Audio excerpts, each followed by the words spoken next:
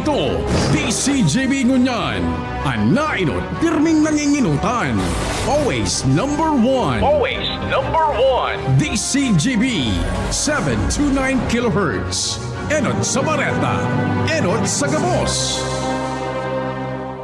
Ang DCGB, aktibong miyembro kan kapisanan ng mga broadcaster ng Pilipinas. Ang oras sa Bilog na Nasyon, 8 minutos, makalihis ang alas 12. Ipinipresentar kan Radyo DCGB ang kabilugan kan mga baretang kinalap kan pinagsarong puwersa kan News Center asin Mega Force Patrol. DCGB Bareta alas 12. DCGB Bareta alas 12. Mga pinakahuring pangyayari sa Kabikolan, sa nasyon asin ibang parte kan kinaban. Ibabareta na ngunyan. DCGB Bareta alas 12. Ngunyan ang sa inyong tagapagbareta. Marhay na odo, ako si Morgan para sa DCGB Bareta alas 12. Kaibanan man si Jasmine May Baloloy. Marhay na odo sa imo, Jasmine.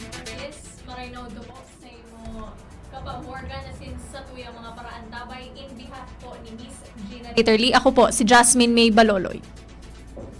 Ngunyan para sa headlines kan mga bareta sa lado lokal. 2,000 na mga obrero nagparehistro sa yakap program kan PhilHealth. Beat Co-op dahil mapartisipar sa maski anuman na transport strike na ikukondusir kan man iba-ibang grupo. Dolly Bicol, nakapunan sa mga pribadong employers na giyahan ang mga empleyado sa pagparehistro sa yakap program kan PhilHealth. 1.5 milyon pesos kantidad nin ilegal na droga na kumpiskar kan mga personahes kan Masbate PNP sa ginibong bypass operation sa Masbate. Headline sa mga bareta sa lado nasyonal. Pagripaso sa sistema kan budget allocation sa gabos na distrito sa nasyon, siniguro kan DPWH. Dating Department of Public Works and Highways o DPWH Bulacan Assistant District Engineer Bryce Hernandez pigsasabing tinakot kan sa indang dating boss para akuon ang kasaalan sa ghost projects sa Bulacan. Lay na nag-aamyendar para parikason ang right of way pirmado na ni PBBM. Kickback para sa mga lehislador, pigbubugtak sa paper bag, sigon kay Curly Diskaya. Headline sa bareta sa ibang nasyon, Lebanon nangapudan sa mga nasyon na i-pressure ang Israel para mag-oyon sa ceasefire. Baretang Sports alas Pilipinas, natapos na ang kampanya sa FIVB Volleyball Men's World Championship. Asin yan ang mga headlines, ngunyan para sa detalye kan mga bareta sa lado lokal. Ang baretang ini hatod sa Indukan. Plemex for Kids. Mommies, agapan agad ang ubo at plemang nakabara. Pambatang lagundi. Plemex! 2,000 na mga obrero ang nakapagparehistro katakod kan paglansar kan yakap o yaman ng kalusugan program kan PhilHealth sa probinsya kan Albay. Ang aktibidad pinanganotan kan PhilHealth as in Department of Labor and Employment o Dolly Bicol kung saan pwede nang makapag-avail ang mga ini nin libreng check-up, laboratory test, bulong as in screening sa mga accredited service providers. Sigun kay PhilHealth Bicol Public Affairs Unit Head Larry Ilagan, ang programa mauot na matabangan ang mga Pilipino na maalagaan asin ang sa indang mga salud asin maibitiran ang mga helang. Ang baretang ini hatod sa Indukan. Artisan Joint Supplement. Bumabagal ang galaw dahil sa joint pain at arthritis. Mag-Artisan. Ipigtawan linaw kan Bicol Intercity Transport Cooperative o BIT Co-op na mantinido sindang committed sa pagserbi sa riding public. Basado sa sindang ipinaluwas na official statement, katakod kan mga ginibong transport strike sa nasyon. Kaibahan ang rehiyon Bicol, sinabi kay ning daisinda maatindir o mapartisipar digdi. Sigon sa pahayag, nasasabutan ninda ang karapatan kan iba na magprotesta. Alagad dakol sa mga driver as in operator ang kaipuhan na makapagkayod ural daw. As in mas pigpipili na magpadagos kan sa indang normal na serbisyo. Dagdag pa kan kooperatiba nagtutubod sinda na ang tamang solusyon sa rong constructive dialogue. As in pakikipaghuron sa gobyerno, bakuan pagpapautob nin libreng sakay. Mantang may biyahe ang mga bus, jeepney as in iba pa. Tinawan doon man kan Beat Co-op na padagos ang sa indang serbisyo para sa publiko. Ang baretang ini hatod sa Indukan. Plemex. Pag may ubo o hika, Plemex agad. Basta lagundi, Plemex. Ipinangaponan ni Department of Labor and Employment o DOLE Bicol Regional Director Imelda Gatinao sa mga private employers or employers na sindana ang mag-facilitate kan sa indang mga empleyado na makapag-pa-enroll sa Yaman ng Kalusugan Program o YAKAP Program kan PhilHealth. Sa entrevista kan DCGB News kay Gatinao, sinabi kay ning ang programa nagtataon nin libreng konsultasyon, libreng bulong, libreng laboratorio, as in libreng cancer screening sa or na mapapakinabangan kan sa indang mga empleyado. Sobra 1.5 milyon pesos kantidad nin illegal na droga ana kumpiskar sa sarong high-value individual kan Masbate Police Provincial Office o PPO sa Barangay Pating, Masbate City. Sigon kay Masbate PPO Public Information Officer Police Captain Estrella Torres, namidbid ang suspect na si alias Alex, 40 anyos, asin residente ka nasabing lugar. Sa nasabing kantidad, resulta ini ka na kumpiskar na 222 gramo nin pinagtutubudang shabu sa nasabing persona. Sa ngunya, nasa kustodya na ini kan Masbate PPO para sa magkakanigong disposisyon kung sa inhahampangon ka ini ang kasong pagbalgar kan Republic Act 9165 o ang Comprehensive Dangerous Drugs Act of 2002. Narumpag kan mga personahes kan Philippine Drug Enforcement Agency o PDEA Sorsogon Provincial Office ang sarong drug den asin na-arestar ang apat na persona sa ginibong buy-bust operation kasuhapon sa Barangay Pangpang, Sorsogon City. Basado sa impormasyon na kumpiskar kan mga personahes ang 10 gramo nin pinagtutubudang shabu na may standard value na 68,000 pesos. Mga drug paraphernalia, marked money, cellular phones asin man iba-ibang non-drug items na pigagamit sa mga ilegal na aktibidad. Naarestar man kan mga personahes kan PDEA Sorsogon ang mga suspect na sina alias Eman, 56 anyos, sarong kolektor, alias Win, 47 anyos, para tenda, alias Rick, 40 anyos, asin alias Bell, 30 anyos. Sa ngunya, nasa kustodiya na kan hepatoro kan mga ang mga suspect kung saan hahampangon ka ini ang patong-patong na kaso sa pagbalgar kan Comprehensive Dangerous Drugs Act of 2002.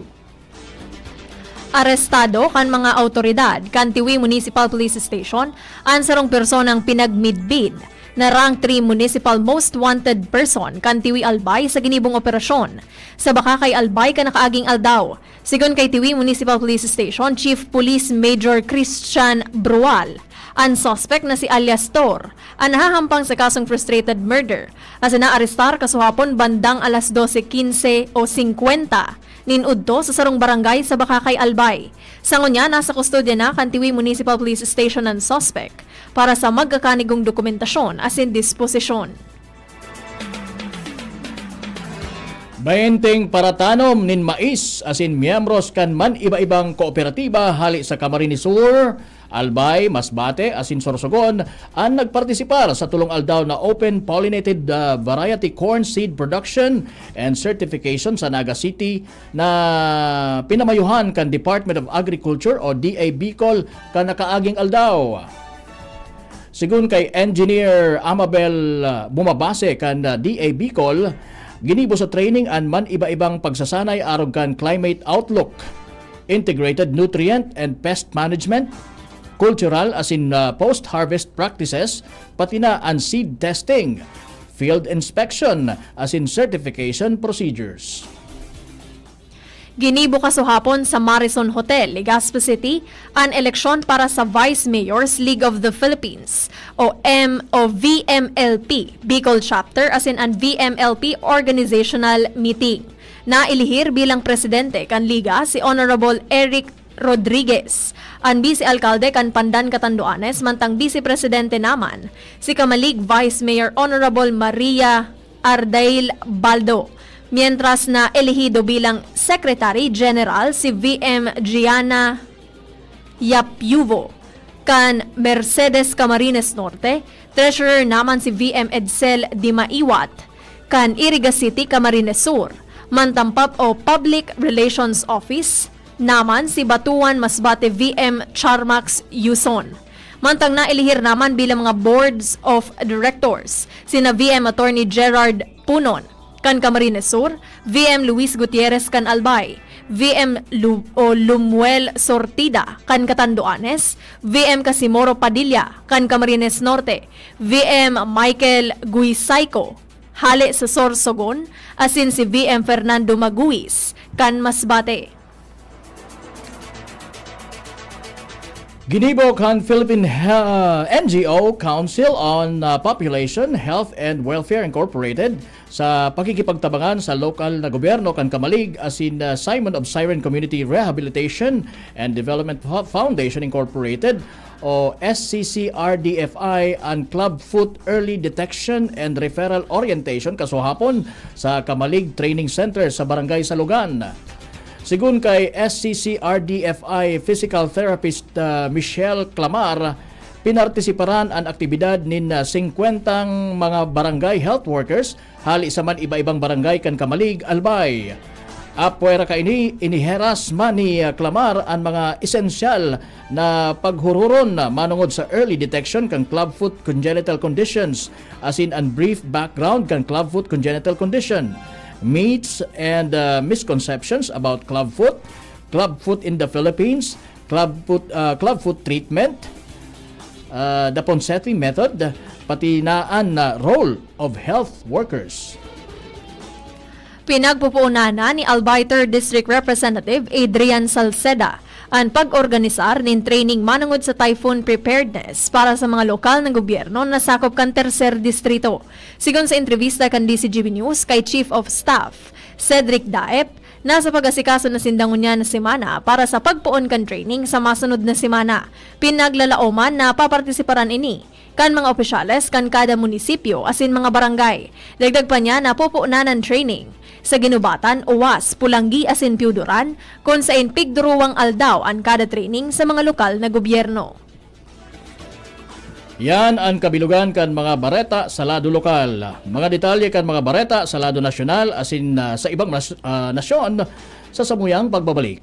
Kung ikaw ay edad 50 pataas katulad ko, may mataas na ang risk ng panlalabo ng paningin. Mas challenging ang pang-araw-araw na gawain tulad ng pagbabasa, pagsusulat, at pagmamaneho. Ang Optin ay may lutin na maaari makatulong sa kalusugan ng mata, nilalabanan ang epekto ng glaucoma, macular degeneration at katarata. Kitang-kita ang kalusugan. Mabibili ang Optin sa mga pangunahing butika nationwide. Mahalaga ang paalala, ang Optin ay hindi gamot at hindi dapat gamitin panggamot sa anumang uri ng sakit. Kayo po ba ay may katanungan sa PhilHealth? Makinig sa programang Alagang PhilHealth kasama ang PhilHealth Regional Office No. 5. Mapapakinggan tuwing Huwebes, alas 10 hanggang alas 10:30 ng umaga sa DZGB. Damang-dama ang benepisyo ng PhilHealth sa Alagang PhilHealth. Pre, makinig ka muna. Payong kaibigan lang ha.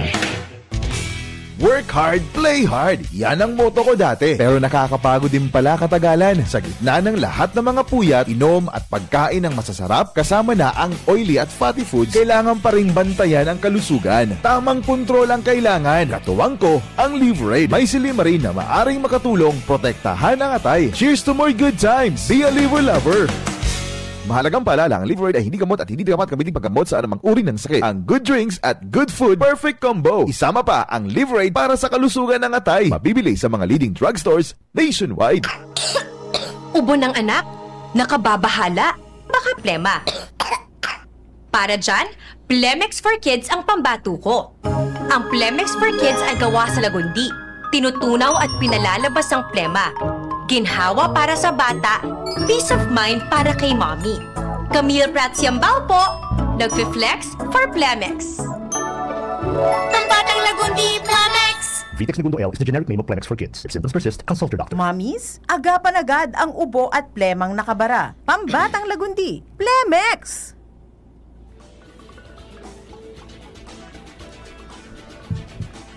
Minabalik ang DCGB Bareta alas 12. Ngunyan sa detalyes kan mga Bareta sa Lado Nasyonal. Siniguro kan liderato kan Department of Public Works and Highways o DPWH na rerepasohon kaini ang sistema o formula sa pagtatagaman in pondo sa gabos na distrito sa nasyon. Sa budget hearing kan House Committee on Appropriations, sinabi ni DPWH Secretary Vince Dizon na kamawatan kaini na masiguro ang lay asin na magkakanigo na distribusyon nin pondo. Kasimbagan ini ni Dizon sa suwestyon ni Batangas Representative Leandro Legarda Liviste na dapat gibuhon na equitable o pantay-pantay ang alokasyon kan pondo base sa populasyon asin land area kada lugar. Mientras na proud man si Dizon na sa saindang nabilog na revised 2026 budget proposal na nagkakantidad nin 625 billion pesos na 30% na mas mababa o mas hababa sa orihinal na nakapalaman sa National Expenditure Program na 881 billion pesos. Sinabi ni Dizon na sa bagong proposed budget, binali na ninda ang mga duplicate project or hinali na ninda ang mga duplicate project, mga nakumpleto ng proyekto, overlapping sections sa road projects, rock netting, God's Eye, asin studs projects. Tinawanin doon ni dating Department of Public Works and Highways o DPWH Bulacan, Assistant District Engineer Bryce Hernandez, na tinakot sindakan sa iyang boss na si dating Bulacan District Engineer Henry Alcantara para ipaako sa saindaan issue kan flood control projects. Sa pagdangog kan Senate Blue Ribbon Committee, may kinaaraman sa iskandalo kan ghost projects. Binasa ni Hernandez ang nangyaring komprontasyon ninda ni Alcantara kan Agosto 3 taong 2025. Sigon kay Hernandez, pigpe-pressure sinda ni Alcantara na ako uninda ni dating Bulacan Construction Division Chief JP Mendoza ang nasabing problema. Pinahimutikan ini ni Alcantara asin tinawanin doon na bako totoo na tinakot niya ang mga ini, kundi dagit siya sa duwa, asin sinabi sa nang magtaram nin totoo. Mientras napigkonektar man ni Hernandez si Alcantara kay DPWH Undersecretary Roberto Bernardo na iyo ang pigsasabing nagmamanipula kan senatorial funds para sa mga flood control projects sa saindang opisina. Saro ng lay ang propwestong nag-aamyendar sa Right of Way Act matapos ining pirmahan ni Presidente Ferdinand Marcos Jr. Kamawatan kan bagong Accelerated and Reformed Right of Way Act na maparikas ang pagkuanin na daga para sa darakulang proyekto arog kan Metro Manila Subway asin iba pang infrastruktura. Sakop kaini ang mga proyektong pigigibo sa irarom kan public-private partnerships asin mga sektor arog kan kuryente, tubig, telekomunikasyon, eropuerto, pantalan asin irigasyon.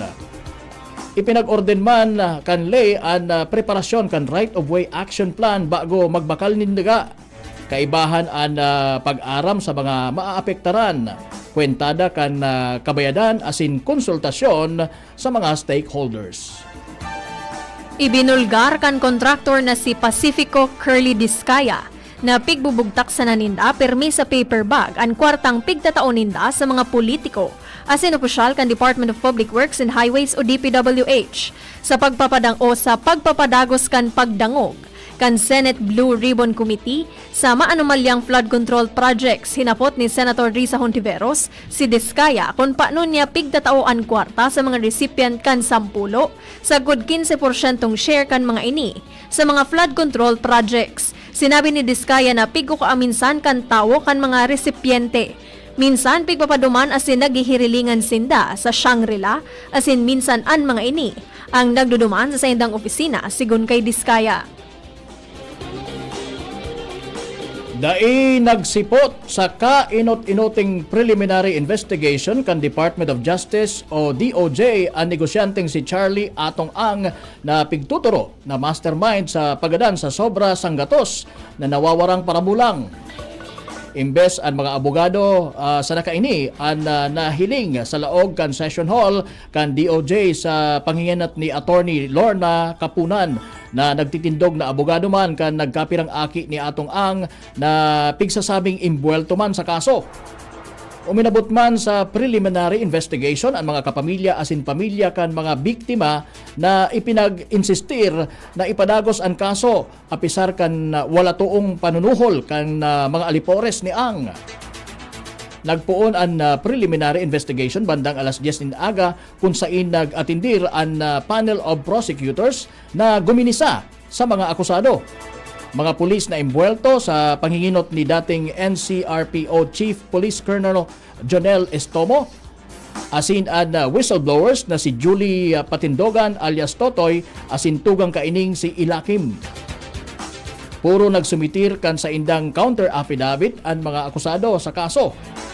Nag-abot man ang aktres na si Gretchen Barreto pero haloy bago ini nagbaba sa iyang lunadan asin nagtaod-taod na magkulpa ang posibleng tensyon entry kan mga kapamilya kan mga biktima kaya nagmasidngo na siya sa hiro kan mga tao sa DOJ.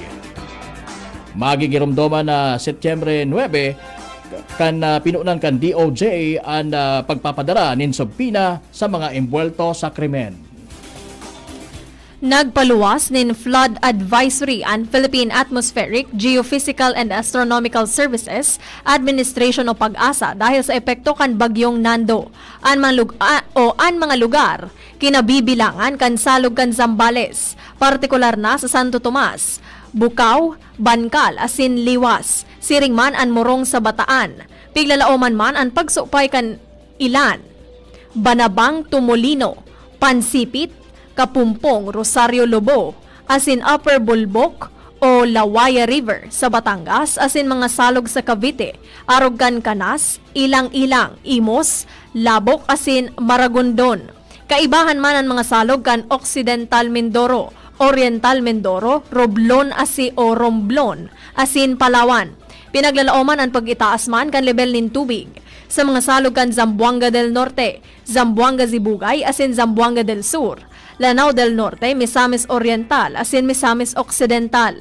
Apektado man ang mga salog sa Lanao del Sur, Maguindanao, Ifugao, Apayao, Benguet, Abra, Kalinga, Mountain Province, La Union, Pangasinan, Ilocos Norte, Ilocos Sur, Isabela, asin Cagayan. Ibinulgar ni Barata po sa ibang nasyon. Ibinulgar ni Lebanese Prime Minister Nawaf Salam na daing interes ang Israel sa ceasefire. Sinabi kaini na poon pa kan nakaaging taon na nananakot asin agresibo na ang Israel sa luwas ka nasabing ceasefire agreement. Nangapunan man ini sa mga nasyon na i-pressure ang Israel para magsimbag sa nasabing kasunduan. Siring man dapat maghali na ang Israel sa Lebanese areas na sa inda pa man giraray na pigsasakop asin magkakanigo na magpalibre ang mga mapalibre ang mga bihag ninda. Ang France asin Estados Unidos ang pangenot na sponsor kanasabing kasunduan. Baretang Sports, natapos na ang kampanya kan Alas Pilipinas sa FIVB Volleyball Men's World Championship. Ini matapos na daisindan nakaporma sa Iran sa score na 21-25, 25-21, 17-25, 25-23, 22-20 sa kawat na ginibo sa Mall of Asia Arena. Pigo konsiderar ang kawat na iyo ang pinakadakulang attendance poon kan magsikad ang torneo. Hali sa pagpuon naging makusog ang balyuhanin puntos kan duwang grupo. Sulamenteng ang Iran sana ang nagsusolo na Asian squad na nawalat sa torneo matapos ang pagkadaog kan Pilipinas, fan favorite na Japan, South Korea, Qatar asin China. Maski daog inumaw paman giraray ni alas coach Angelino Ferrogino an sa iyang team dahil sa magayon na kawat na ipinahiling ninda lalo na kan magrehistro sinda nin makasaysayan kan daogon an Egypt.